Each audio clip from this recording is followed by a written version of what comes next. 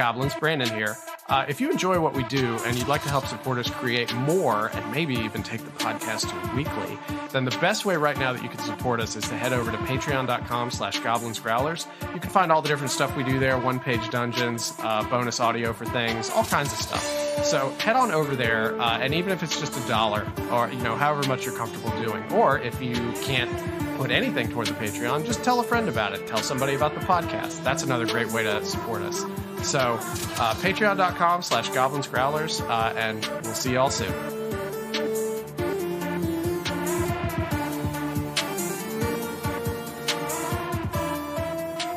Hello, everyone, and welcome to another episode of the Goblins and Growlers podcast. I'm Josh Maltby at Black Cloak DM on the burning wreckage that is Twitter. And I'm Brandon Dingus at Way of Brandalore on Twitter. And of course, this is being recorded on Monday, November 28th, 2022. So if you listen to it in a month or two, there may not be such a thing as Twitter anymore. Twitter. I remember when Twitter still existed. It'll be a huge blessing to me if Twitter goes away, because that'll be one fewer thing in this world that I have to pay attention to anymore. One fewer red dot that keeps showing up on my phone to remind me how disconnected I am from everything going on around me. Brandon, have you checked the news today? We've got weird news for you in 130 characters or less. Oh my God. I am so behind on correspondence of just sort of every sort. I've got so many emails from people. I've just been so busy. Sunday morning, I got up at like 6:30 on Sunday morning, and I had made a list for myself the night before of a bunch of people who I needed to follow up with on things. And so I spent an hour and a half on Sunday morning just writing emails to people so I could stop feeling like just a complete jerk, because, people will text me, people will email me, and then I just don't respond. I texted a couple people over the weekend and said, I will write you an email before Monday. It is easier for me to type it all out on a keyboard than to respond to you on my phone. There is a certain degree of maybe if you had a texting app on your computer, you'd be more likely to respond to people because you wouldn't have to use the tiny keyboard. Before I switched back to a Mac, I had paired my Android phone with my Windows laptop, and there's actually an app that I had, so I would receive text alerts on my computer and could just respond to them that way. It was glorious. But I don't have an iPhone, so I can't do it on Mac. I'm hoping some angel out there will tell me about some sort of cross-platform app that will let me do that, but I have no time to look it up for myself. Unfortunately. If you're that angel of mercy that wishes to bring Brandon better convenience to his life, and you're like, I'm not joining the ruinous, flaming wreckage that is Twitter at this point, you can always reach us on bit.ly/goblin discord, which is our Discord, or you can email us contact@goblinsandgrowlers.com. Oh, I joked a couple months ago about how I was on Mastodon. Just because I got curious about it because people were talking about it. So I checked it out. I've seen a bunch of stuff pop up in the last few days that's just like guide to switching over to Mastodon after Twitter. I read some that I'm on a bunch of journalism mailing lists and things like that. And my Facebook feed and my LinkedIn feed are still pretty curated for journalism. So a couple of folks in sort of the mobile journalism space were talking about that. And one of them put together like this multi-page guide for switching yourself over to Mastodon and all the different decentralized servers that you could get on for various things that you want to do. This is how I know I'm old. Just because I looked at it, I was like, this is interesting. I should really check this out. And it was just like, nope, too many steps, too complicated. I'm going to get lost. I'm not even going to worry about it. I'm not going to worry about it at all. It's the same reason I haven't modded any of my arcades really. Because I have to get a PC and then I have to put a RetroPie or something on it and wire it up and everything like that. And I'm like, nope, I'll get to it eventually, but it's just not a priority right now.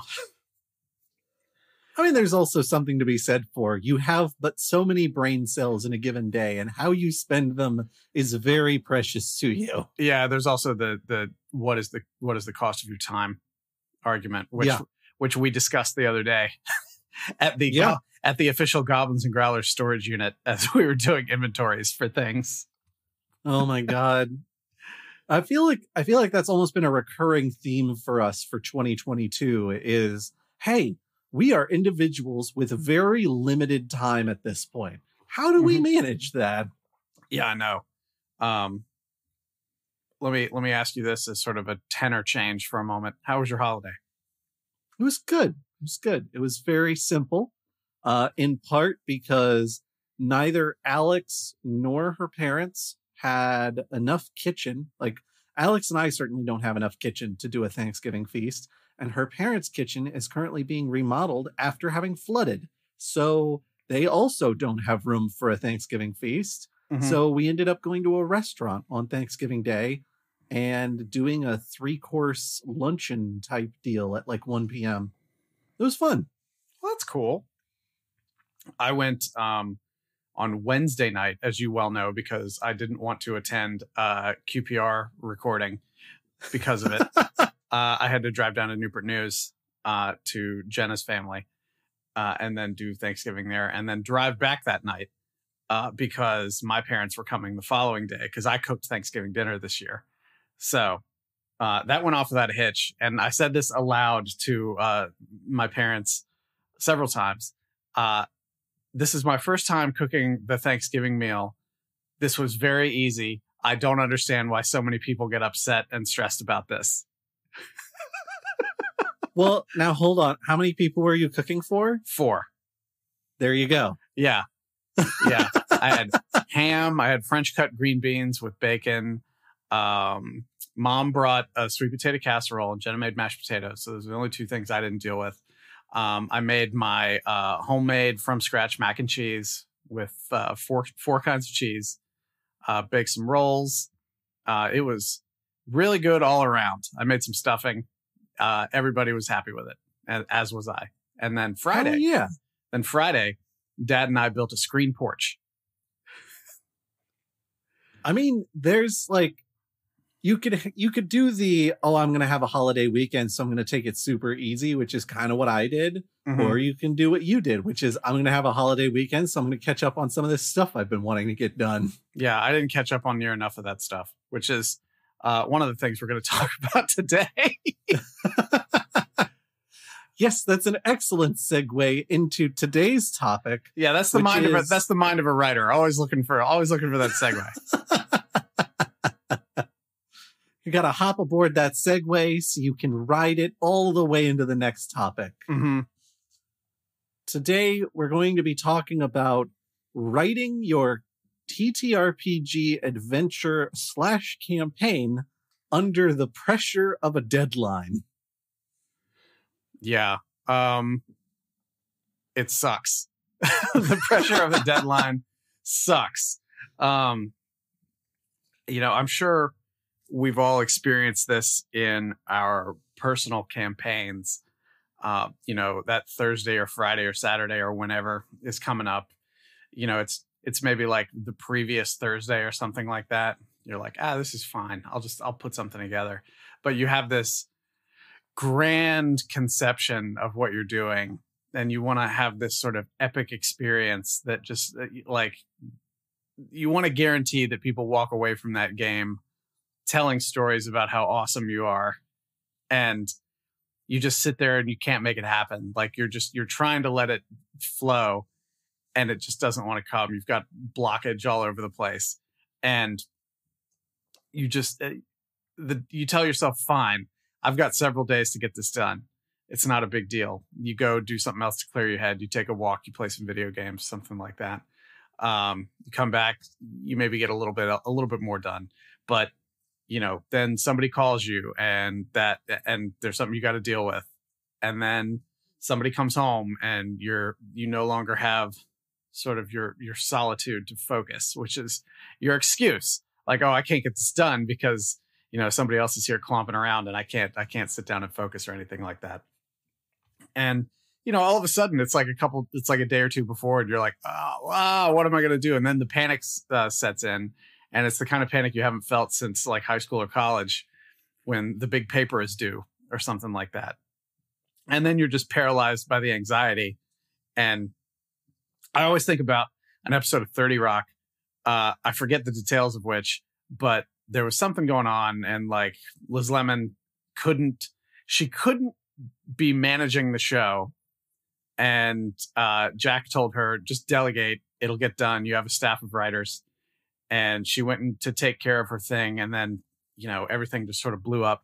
And then all of a sudden it's show night and everybody's like, no, it's fine. It's going to be fine. And then the show goes live and the curtain opens and there's just a set with no people on it.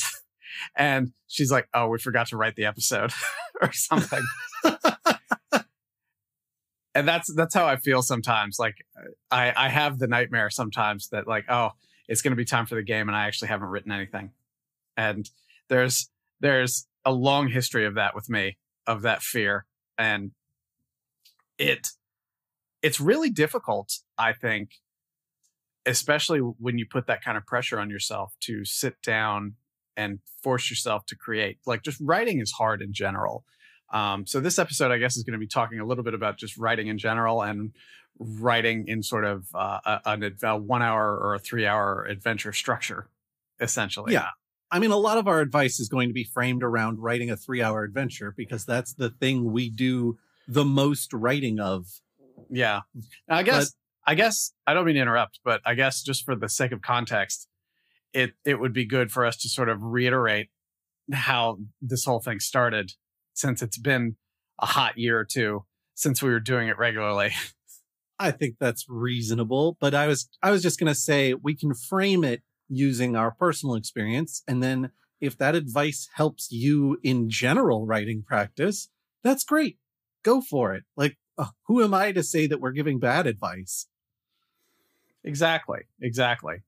But you can go ahead and give the recap for anybody who may be unfamiliar. So kind of the way all of this starts, where Brandon and I are speaking from experience of, is, gosh, that was 2018. So 4 years ago now that we first started running games on a regular basis. And some of you may recall the original Sunken Tomb adventures, which were something that Brandon had been noodling on for months, but had only started really committing to paper, like 2 weeks, 3 weeks, a month before the first night we were going to run it? So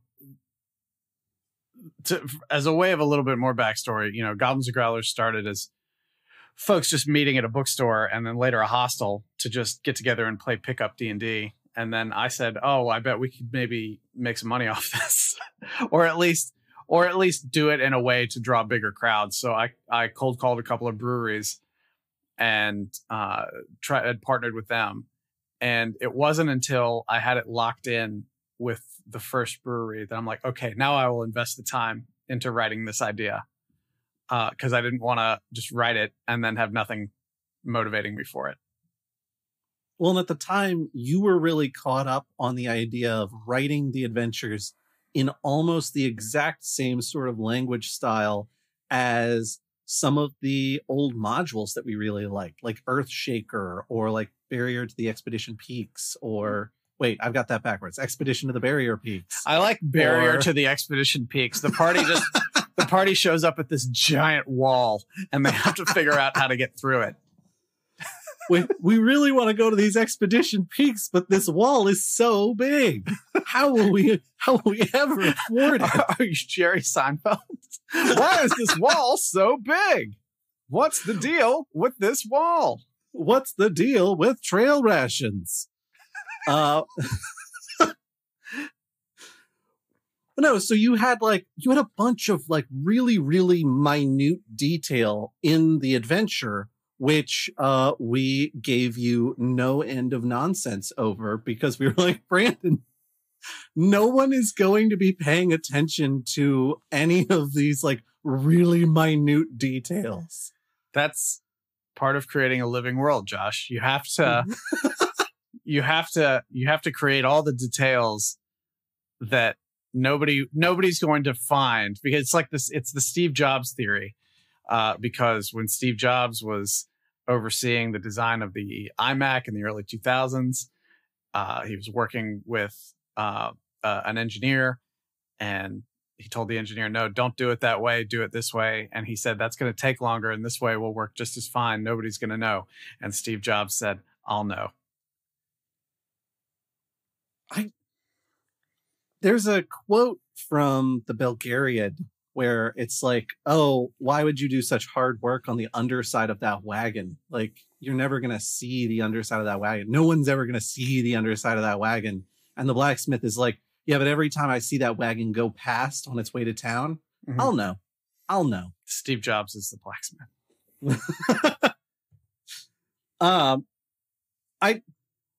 I enjoyed the minutia from a purely looking into the world of Brandon's mind standpoint. But it was also a lot to read for that first adventure, because I was really like, was. Dang, like this is involved. And I didn't even have to run that one. Yeah, it was a lot. I perhaps bit off a little more than I could chew on that one because it was unsustainable. Because after that initial 4-session run at that brewery, which I think was bi-weekly over the course of 2 months, I was like, oh, this was really successful. And now I don't have the next thing, because I'd been working on the other thing for a while. Like, I had it all sort of sketched out, even though I hadn't sat down and written it.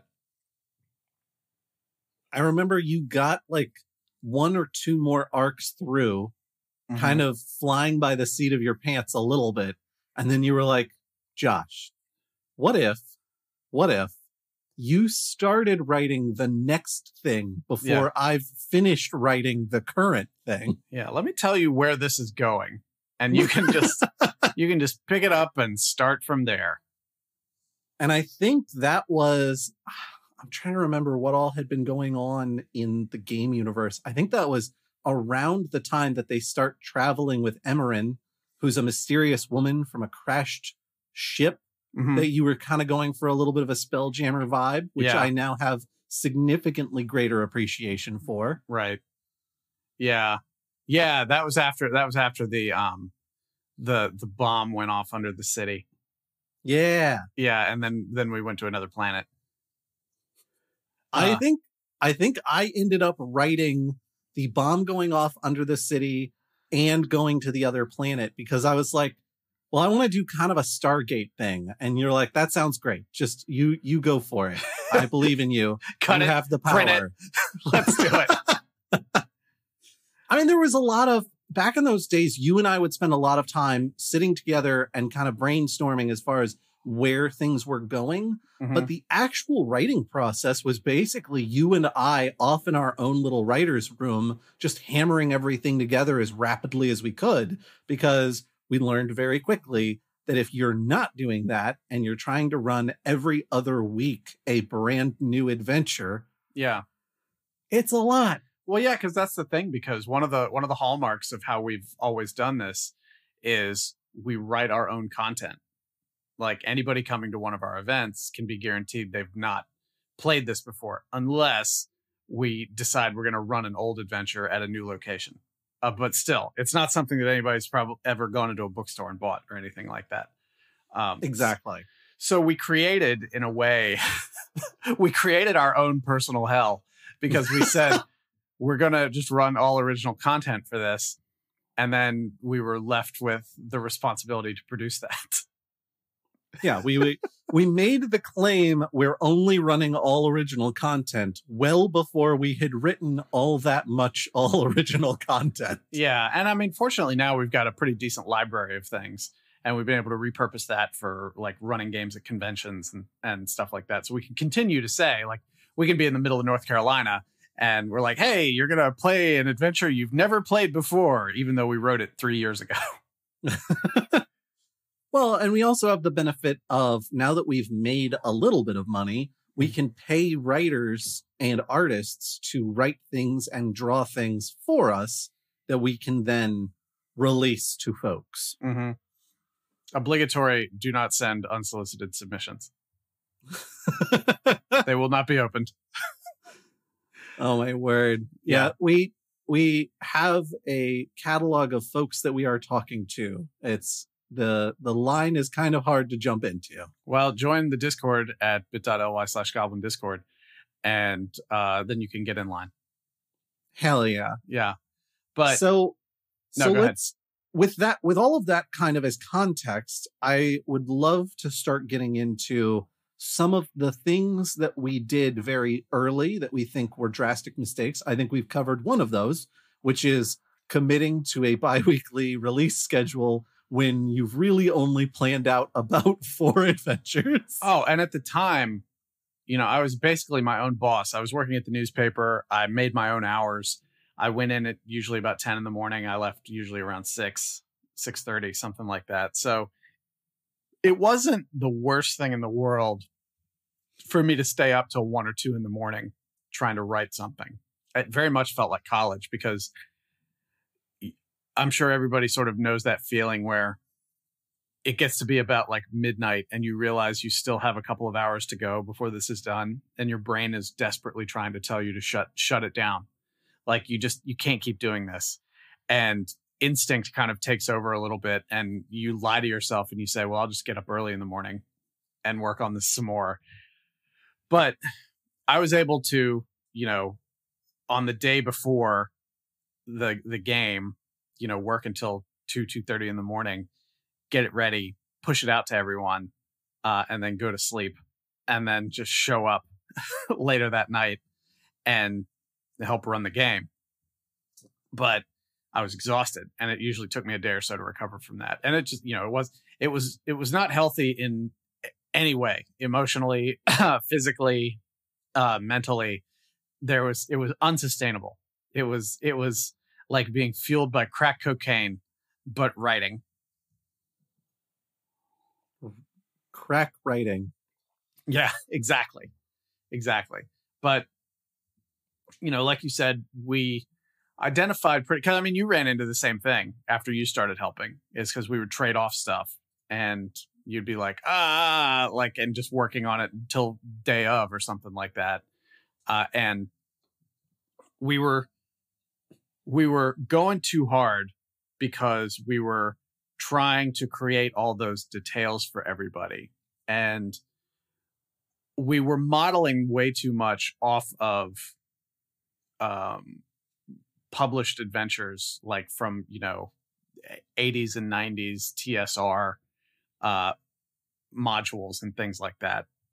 Well, I think for me, at the very least, the impression that I had was that I needed to create something that someone could walk in, basically ingest what I had written, and then repeat it out to the table and be able to run an adventure that way. Mm-hmm. And I was like, okay, I cannot anticipate that anyone will have the creative drive to be doing a little bit of their own thing at their table. Mm-hmm. And what I learned very quickly is that literally no one but me was running my adventure the way I had written it, because no one but me thought exactly the way I do.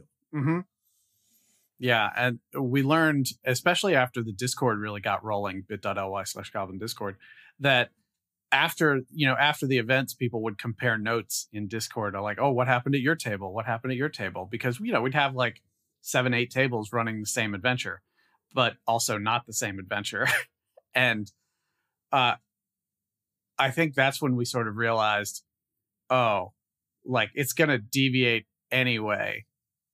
So there's not going to be any sort of canonical storyline for this. Now, just for the sake of simplicity, we did have canonical storylines, because at the beginning of like session 3, for example, there would be a thing that said in the adventure, it would say like, now, regardless of what happened at your table 2 weeks ago, here is the actual events as recorded in the world that happened for that.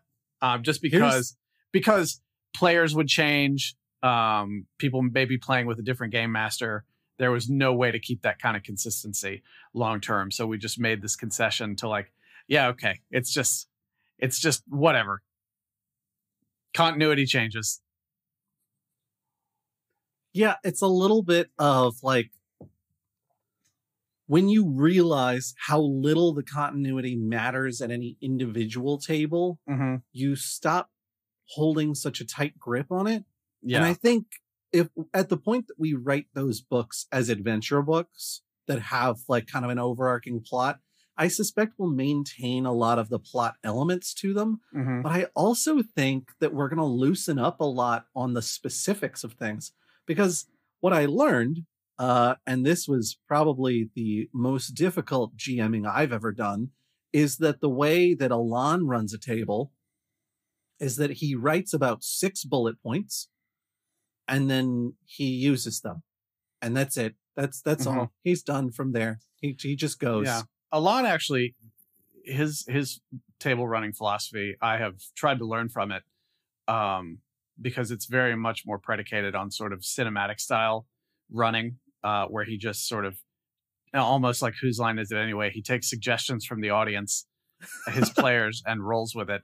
And I've incorporated a lot more of that into what I'm doing. And I think some of it comes from embracing that mentality of like, kill your darlings. I wrote this thing and it's dumb and it's not perfect. So I should just embrace the fact that it's dumb and it's not perfect and just let other people have fun with it. And that was really sort of the turning point for me in the writing. Is the biggest sort of revelation that I had was that I was working too hard, because I realized after, submitting and running what I felt like were a couple of sort of subpar installments. I can't even remember what they were at this point, but realizing that everybody had a great time, like, cause I was really fighting the imposter syndrome as a game writer at the time, but realizing everybody super enjoyed it. Nobody was complaining that they didn't have any fun. Nobody was complaining that it wasn't a serious adventure or anything like that. And I realized, like, oh, okay, we can let folks just do what they want. And it got to the point where some of the folks who played at my table would be like, well, how about if we do this? What if this is the situation? I'd be like, sure, I want to see where this goes. That's fine with me. And all you have to do is just use your skill as a storyteller and a leader, really, because that's what you're doing when you're running a table. Is you start at point A and you can take whichever path you want as long as you end up at point B. It doesn't have to be prescripted. We started to refer to it based on some game publishing advice from, I think it was some folks behind Pathfinder that Alon had talked to at DragonCon. Yeah. Who had been like, you are not writing an adventure. You are writing your own game every week and then running that. And so what you need to think of it as is a spine of a story that has branches that run off of it. And then as long as those branches always come back around to the spine, it's fine. Wherever you go doesn't really matter, because you've always got the spine to come back to. Mm-hmm. And having that sort of realization, I think, is where, once you and I leaned into that, that's where the adventures started getting kind of absurd and goofy. That's how Liar's Axe was born. Yeah, Liarzax, the broke lich who just was trying to get his lair going and ran out of financing about 2/3 of the way there. Yeah, and then he had a get-rich-quick scheme for it. And then it was converted into a really cheap theme park, which I feel like when I ran that installment, if you're from Southern West Virginia, you're familiar with Camden Park, and that was where I drew most of my inspiration for that. And then we've got Liar's Axe Part 3 that we keep threatening to write, but just don't have time for right now. Yeah, I am going to write it at some point. It's going to happen. It just hasn't yet. It will happen. Yeah, but I think having that realization that your party can do kind of whatever they want as long as they end up back at your spine was something huge for me as Revelations go, because that changes how I look at running a campaign in the first place.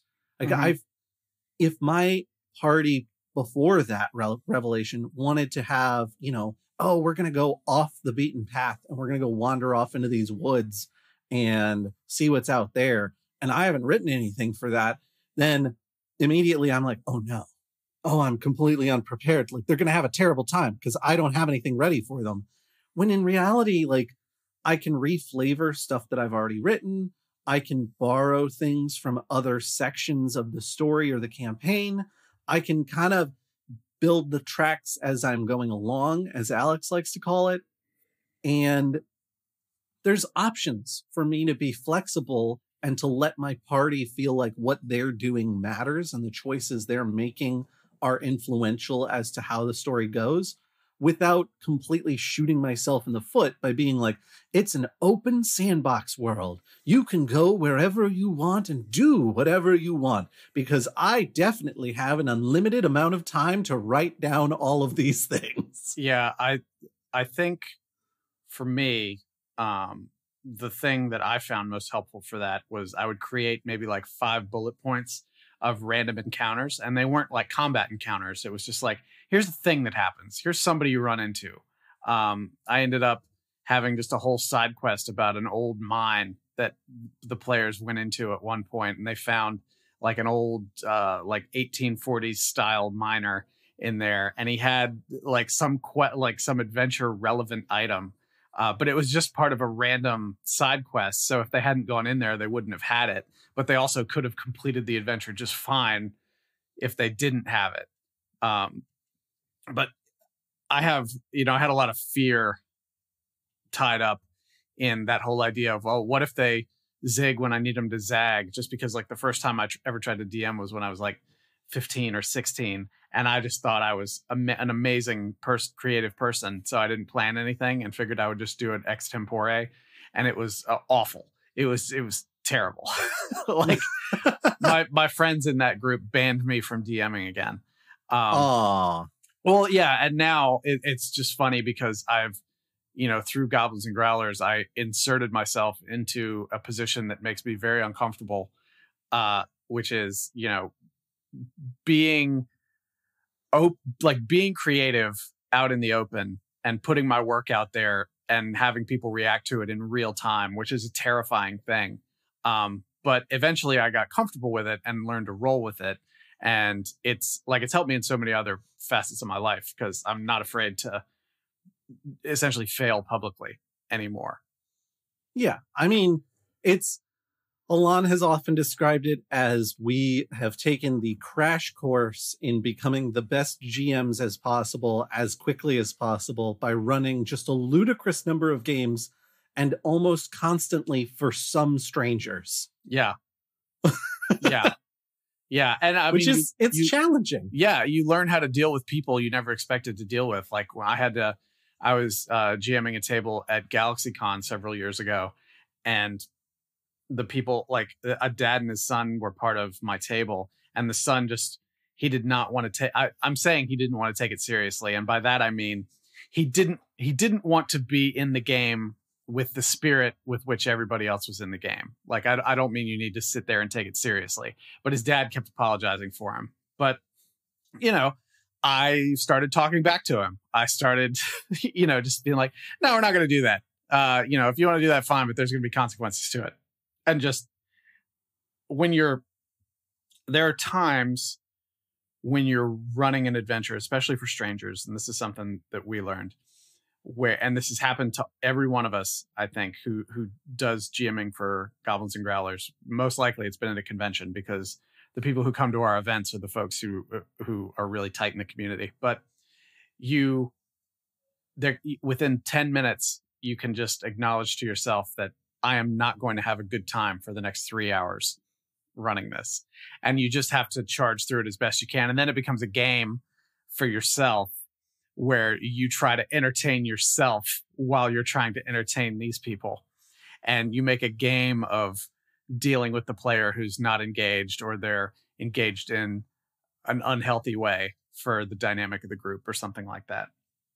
I think we are tangenting a little bit into general GMing advice as opposed to writing advice. Mm-hmm. But to spin that back to the writing aspect, there's going to be people who don't want to engage with whatever content you've created. And at that point, you have to determine, have I created the wrong content for my table, or have I presented it in a manner that makes it seem less fun than it is?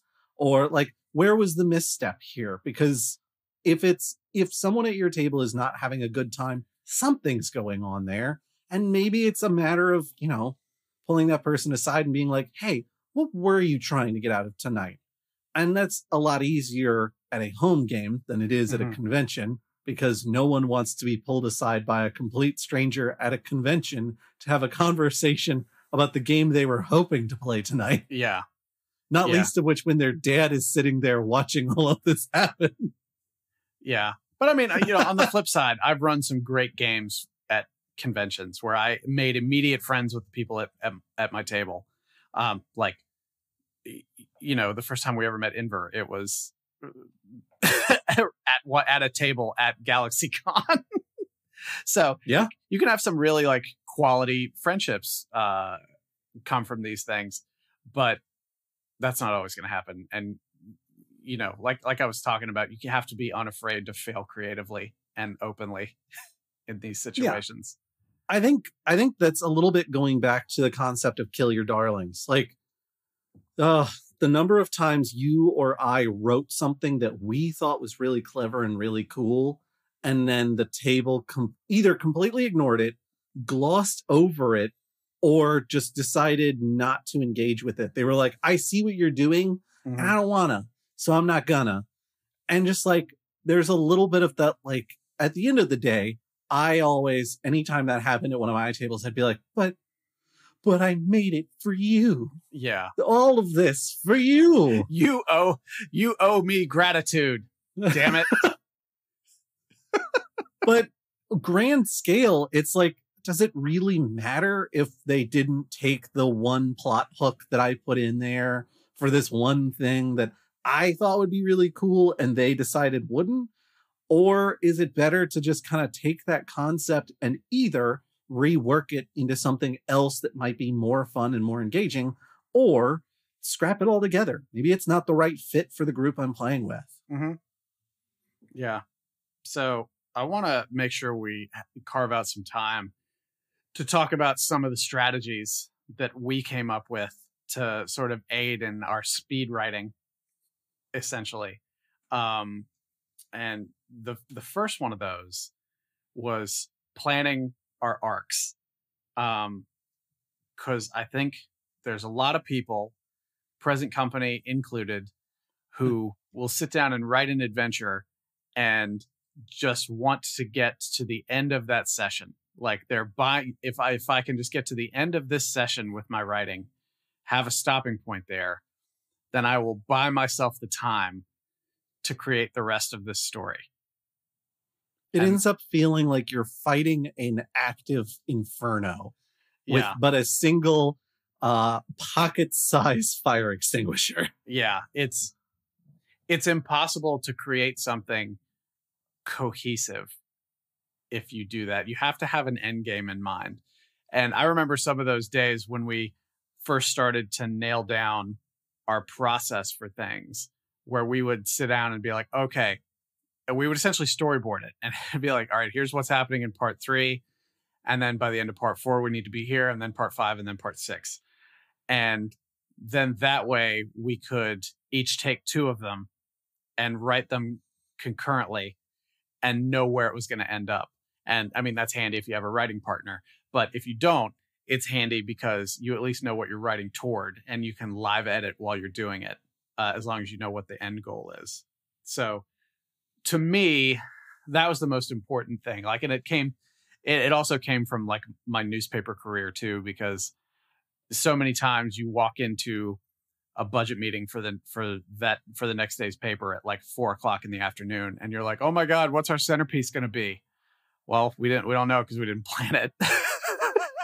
And it wasn't because breaking news overtook it. It's just because we didn't plan for it. We just figured, the universe will provide. Yeah. And you can't trust the universe because the universe is a damn liar. Kind of in that vein, one of the big things I picked up on was that if I provide too many NPCs and I provide too much dialogue for those NPCs, or I provide too much scene setting for like, oh yeah, I want this to be like a really sweeping vista thing that's really interesting for everyone to look at. It's a little bit of an audio medium, guys. It's you got to make sure that whatever they're getting into, that not only can they envision it, but that it's engaging to interact with. And so what I ended up doing was writing a lot less about the actual, like, oh, well, it's got 12 sconces and each sconce has a tapered wax candle that much of the wax has dripped down below the sconce to show that these candles get replenished regularly. None of that matters. My party doesn't care about any of that 95% of the time. If I can give them a vibe for a space, they'll fill in all the blanks for me. And if anybody wants more detail, sometimes I'll turn that creative control over to my table, because I'll be like, okay, so we're entering into this sacred, luminous library-like space. There's a lot of arcane energy in the air that almost hums as you enter, and you can smell old, musty tomes throughout the air. And then they're like, well, are there windows? And I'm like, I think there are windows. What do you think windows in a space like this would look like? Mm-hmm. And then not only are you building a world, but you're building a world together. And guess what? It's a lot easier to get people invested and engaged if they're helping you build the thing that you're all doing together. Mm-hmm. I have two things to say to that. The first is, detail leads to derail. If you spend so much time describing a room down to the most minute feature of it, people are going to presume that because you took the time to do that, there is a significance associated with all that detail in the room that is 100% not there. And they will spend an hour searching for a switch or a trap or a door or something like that just isn't there. The number of times I've talked about a room in kind of vague detail and then been like, oh, and there's like this beautiful mahogany dresser that has like this kind of inlay, mostly for fun for me, because I wanted to describe a dresser. And then the party is like, oh my God, the dresser. There's something about the dresser. We need to dismantle it board by board to determine its secrets. Mm-hmm. Yeah, and there's two ways you can deal with that. I guess there's a couple of ways you can deal with that. The first is you tell them, no, there's nothing significant about this, which takes everybody out of the game and it's not fun. Two, you can invent something interesting about it. Like maybe the dresser has a hidden compartment that's got like a silver dagger or something like that. And throw them a bone. It's nothing fancy, but it's also not nothing. And the third thing is it's a mimic. That's always a winner if they just won't stop harping on something. It's a mimic. Take note, anybody who plays at my table. I have definitely had players who want to search every room for traps and secrets and secret doors, which is always just a ton of fun when every time they enter a room, they're like, I want to check for traps and secrets and secret doors. And it's like, dude, it's a hallway. I just want you to get to the throne room already. And I don't know, like, there's a little bit of the temptation to always throw them a bone just so that, they're having fun with it. It's something that is engaging for them. There's also a little bit of, I don't want there to be a secret in every room they enter, and therefore I can't always throw them a bone. It's a balancing act. I try to write in enough secrets to keep things interesting and not let them derail things for too long if there's nothing interesting in there, by basically going, instead of saying, how do you search the room? I say, go ahead and roll investigation for me. Okay. You search the room really thoroughly. I mean, very, very thoroughly. And you don't find anything. And they're like, but I got a nat 20. And I'm like, this is the fourth room you've done this in. And I gave you things in the last 3. You don't just keep getting free gear, homie. Yeah. Nat 20 doesn't mean you manifest something out of nothing. If there's nothing there, there's still nothing there. But I will 100% not write in specific things that I think would be solutions to puzzles. And then if somebody's like, what if there was like a bucket in this room? And I'm like, roll for it. Roll investigation. You may very well find a bucket. And if you don't find a bucket, maybe you'll find something bucket-like that you can use. A galosh. Who's to say? But yeah, my advice there, like I said, is detail leads to derail. So if you find yourself really wanting to describe a dresser, you can just say it appears to be a very well-made solid wood mahogany dresser. But if you start calling it a well-made solid wood mahogany dresser with a marble inlay at the top and and ivory pulls on the drawer, then all of a sudden something is suspicious. Oh, you got to watch that tone too. The instant you said marble inlay, I was like, oh my God. Yeah. There's something in that marble inlay. I can feel it. Yeah. Brandon's trying to throw me hints. He's trying to lead me there. Mm-hmm. He knows I'm a big dummy. He's helping me out. Yeah. So yeah, that to me is one of my least favorite ways to get a game off track, is just having people spend forever searching for something that's not there. Well, and the other thing with writing that much detail is that since you don't need that much detail to get folks kind of into the space and into the zone of the space, you're spending more time focused on, let me describe this dresser in really intricate detail that is actually unimportant, when you've got an adventure coming up in the next 48 hours that you still haven't finished writing. And I am personally of the opinion, at the very least for me, that this happens the most often when I'm trying to procrastinate even while I'm writing. Yeah, because you feel like you're doing something. I don't know how I want this to end up, and I'm not confident in the couple of decisions I have made. So I'm going to spend 30 minutes writing about this dresser so that I can put off the thing I'm actually afraid of. Yeah. I want to talk about another tool that we've used as a way to help streamline our process, and that is formatting and templating. Oh my God, yes. And I come from a content background, so that's almost like super dirty words for me. But it doesn't have to be a dirty word. It can be a clean, helpful word, especially if you think of it in terms of formatting and not templating. Because essentially what we did was develop a modular structure for the adventures so we could shift stuff around.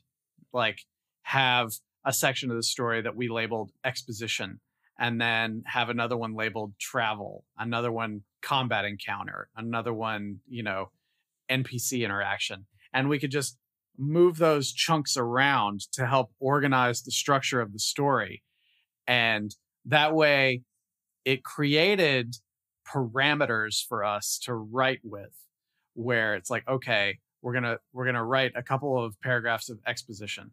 Then we're going to get into the quest being given, and we write that.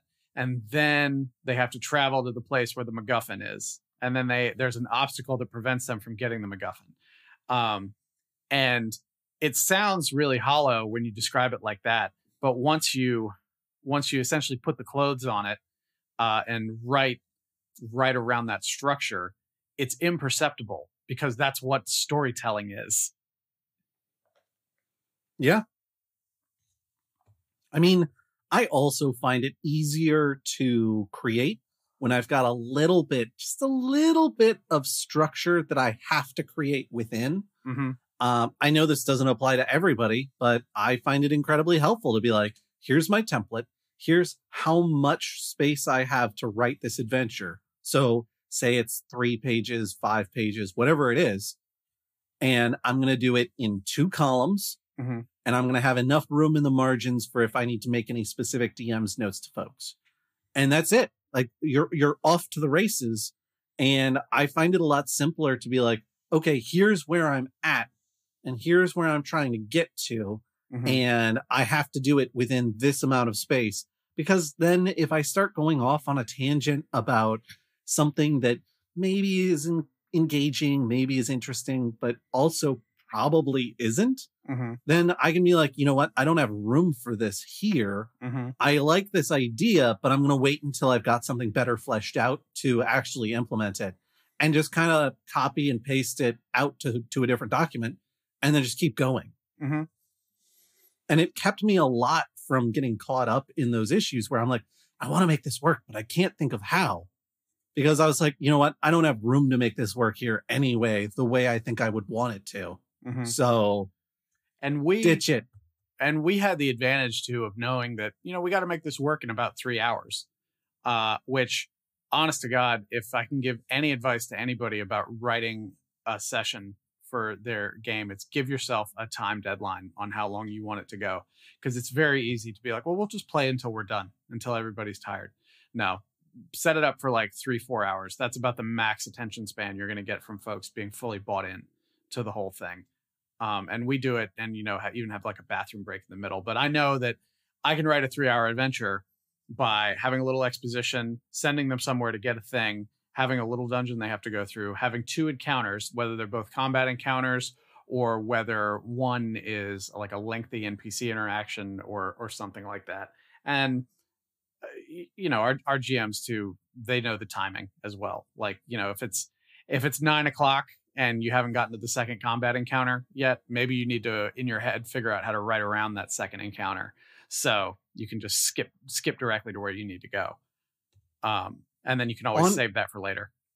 On kind of that note, I would encourage folks, if you are going to run, even if you're going to run a 6 or an 8 hour session, like that's your plan is, hey, everybody gets together Saturday afternoon, we hang out all day and we just play TTRPGs. Write them as like 2-hour segments, because then when you're running a 3-hour segment, first of all, you've got room to play, so you're never stressed out about how long it's taking. Thing number 2, you can create really satisfying arcs in between the spaces. So if you've got, you know, let's say your group traditionally does a bathroom break at about the 2.5-3 hour mark, you can time that bathroom break with your adventure to be like, okay, here's my cliffhanger, and we're going to take a break for 30 minutes and we'll come back to it. And everybody's going to be just abuzz with like, oh my gosh, what's going on? Like, I'm excited to get back in there. And like, well, they're all abuzz. You can be refining your notes just a little bit, taking a breather, prepping yourself for the next section, all of those sorts of things. And you've written it in such a way, let's say you do an 8-hour day and you write 3 2-hour segments and you're like, oh, well, it's only 6 hours of content. Like maybe they'll run right through it. Odds are good you can find a way to extend out that content very easily. It's a lot harder to get more content compact. Right.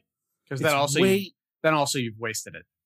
Exactly. It's way easier to stretch content than it is to compact content. That'll save you a lot of time for writing. And then you can create kind of those narrative arcs. So you've got satisfying breakpoints, satisfying middle grounds. You've got nice pause points for when people want to jump up and grab a snack or use the bathroom or whatever it may be.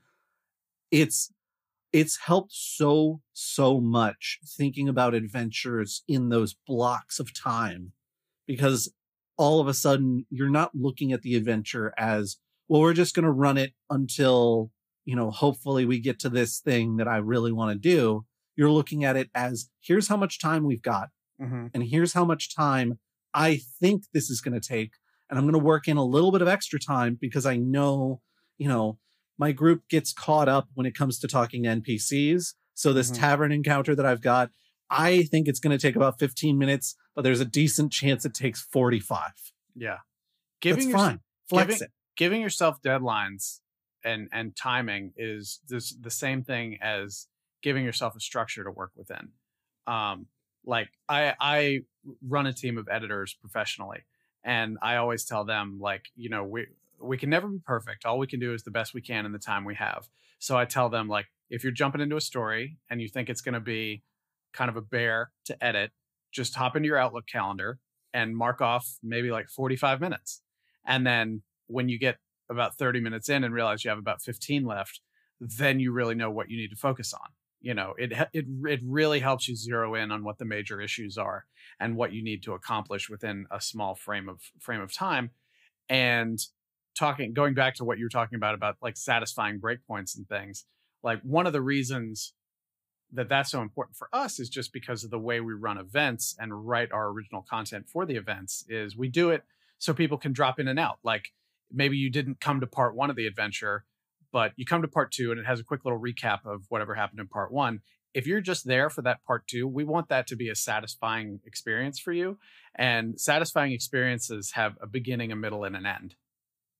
And you can have multiple beginnings, middles, and ends throughout an adventure because you're just building up to something, and then you hit a climax, and then you have another beginning, middle, and end that's sort of the denouement of the story that takes you out of it. And maybe that takes like 6 sessions or something like that. But each one needs to exist independently with its own story structure in order to make it satisfying, especially if you've got folks who dip in and out of your personal game, which is what happens to everybody when you get to be an adult and you're still trying to play D&D or other TTRPGs are available. Yeah, exactly. And I think a big part of that is also if you have that flexibility built into your game and you've got the ability for people to jump in and jump out, I find that people are a lot more inclined to jump in when they actually can, because they don't feel like they're letting folks down when they jump out, because, life happens, y'all. Like it's the big conversation is always, how do we get this game scheduled for all of our friends? The thing is, if you're running the game regardless, a lot of people are going to show up. And if there's no judgment when they don't show up, then there's not going to be any, going to be any issue. You can always find a couple more players who, maybe you've only got room for 5 at your table. Maybe you've got room for 8, however you like to run. You just have it flexible for everybody, because missing games sucks enough as it is. And that's a lot of the principle that we write these things on, is that we've got the spine, yes, and we've got the kind of like ribs that run around the spine.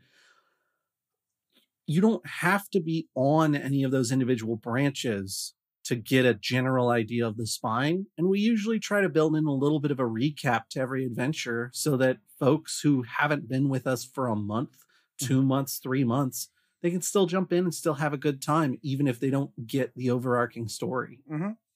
And it's, oh, I lost my train of thought. Hang on, I'm going to find it.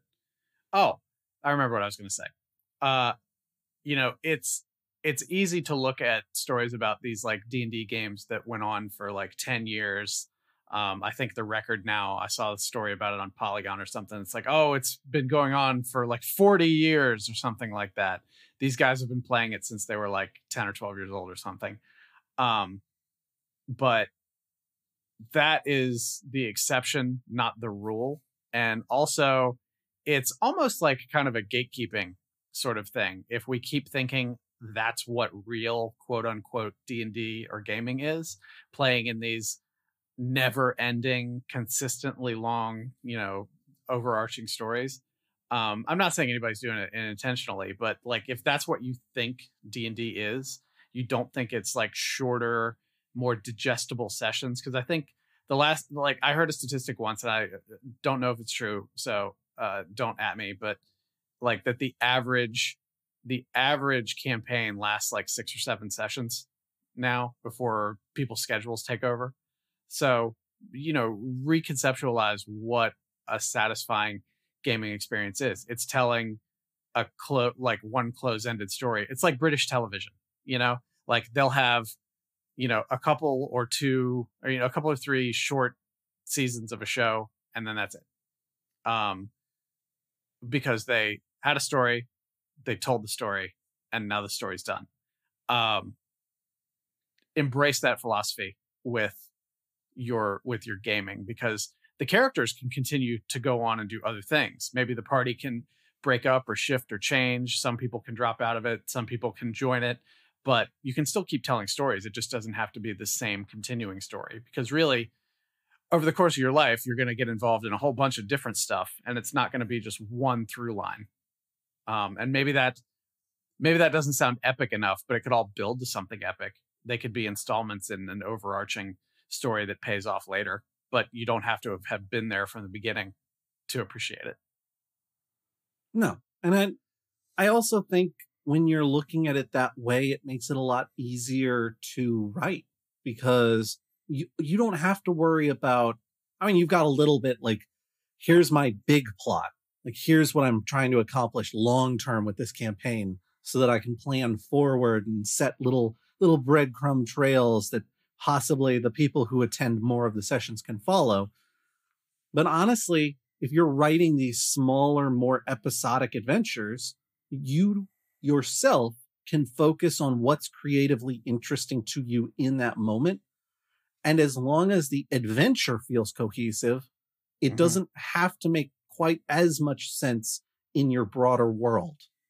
You know, your broader world can have a little bit more flexibility to it because you're writing smaller adventures, and your theming basically can be from adventure to adventure to adventure. So in the spirit of talking about shorter, more episodic installments, we've been going for about an hour now, and I think we probably ought to start wrapping it up. I would like, though, for us to have like another conversation, just generally talking about like story structure and how you can apply stuff like hero's journey and things like that to this kind of storytelling where you don't have the luxury of a protagonist that you control. You know what I think would be tremendous would be if our audience submit to us maybe some questions that you have about writing on a deadline. And I mean, even added some of your own tips and tricks for writing at home. Yeah, be sure to, Josh, be sure to put that in the Discord too. Oh, yeah. That Discord, by the way, is bit.ly/goblin Discord. But yeah, let's start wrapping this up. And hopefully by the time we record the follow-up episode to this, we'll have some responses from folks. You know, you can also get us contact at goblinsandgrowlers.com, Twitter, Instagram, at Goblins Growlers, at Way of Brandalore, at Black Cloak DM, maybe on Twitter. And, one of these days we'll get Mastodon figured out. But, until then we have Meta. So you can get us on Instagram or Facebook. So as well. Goblins and Growlers on Facebook and Goblins Growlers on Instagram. That sounds correct. Yeah. In terms of news and where we're going to pop up next, keep an eye if you're in the DC area or within driving distance of the DC area. In some way, shape, or form, we will be at MagFest in January of 2023, doing panels and such, and probably having a booth as well. Yeah, I believe that is January 5th, 6th, 7th, and 8th. And then if you are in the Charlotte, North Carolina area, the following week, some of us, not me, but some of us will be down at Ichiban Con, just outside Charlotte. Of course. Which is, I believe, January 13th, 14th, the following and 15th. Weekend. Yeah, the following weekend. Of course, we are great friends of the Charlotte area, having been to Queen City Anime Con many times and really love it down there. But I think Alon is going to be spearheading that convention experience at Ichiban Con. What else? What other news do we have?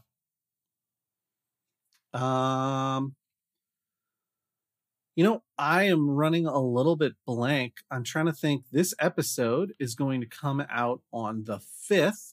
So if we haven't sold out already, there's tickets available for our game upcoming on the 15th at Garden Grove. That's right. We're back at Garden Grove, baby. If you're listening to this somewhere not in metropolitan Richmond, Virginia, that is a brewery located in Carytown in Richmond, Virginia. We have a global audience, Josh. You have to keep that in mind. I sometimes don't think about the global audience because so much of what Goblins and Growlers does is somewhere in the Maryland to North Carolina range. We're mid-Atlantic. We're like the Jim Crockett Promotions of the tabletop gaming world. But there's that. I talked about the conventions. You could listen to the old Quid Pro Roll, our sister podcast, an actual play adventure, wherein I play an over the hill professional wrestler who is multi-classed out the wazoo currently.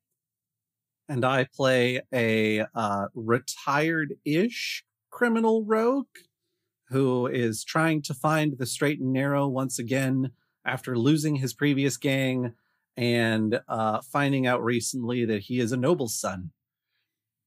Yep. And then, as always, if you want to help us, the best way to support this podcast is to telephone, telegraph, tell a friend about the Goblins and Growlers podcast.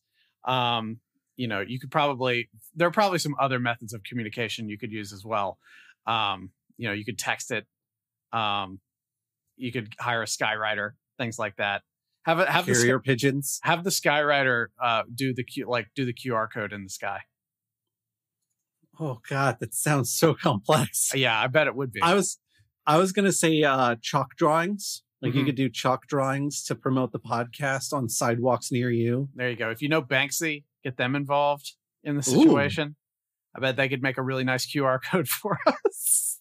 You know, the one thing I know about Banksy is that they love doing sponsored promotional work. Oh yeah. Just love it. Well, we're not giving them any money. We're just asking for a favor. Artist to artist. Yeah, artist to artist. Yeah. Banksy, if you wanna give us a little shout out, that'd be neat. Yeah. All right. Well, we look forward to hopefully getting some responses and questions from everybody. But other than that, I guess we will chat at you in a couple weeks. Sounds good to me. Bye, y'all.